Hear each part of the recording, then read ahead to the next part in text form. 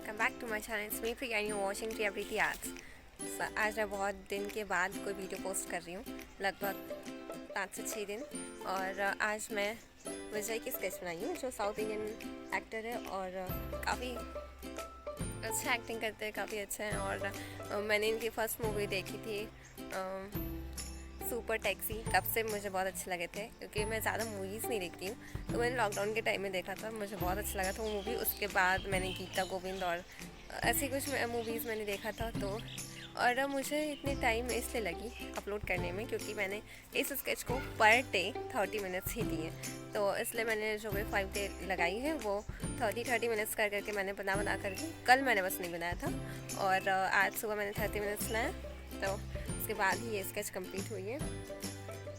तो मैं कोशिश करूँगी इस स्केच की जो रेफरेंस पिक्चर है उसको डिस्क्रिप्शन बॉक्स में उसका लिंक डाल दूँ, ताकि आप वहाँ से भी बना सकते हो। और मुझे बनाने में से मैक्सिमम 3 आवर्स एंड 30 मिनट्स अप्रॉक्स लगी होंगी।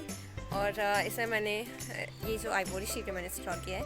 ग्रेफाइट पेंसिल मुझे लगी है, और ब्लेंडिंग के लिए मैंने टिश्यू पेपर स्टम्प और कॉटन का भी मैंने यूज़ किया है।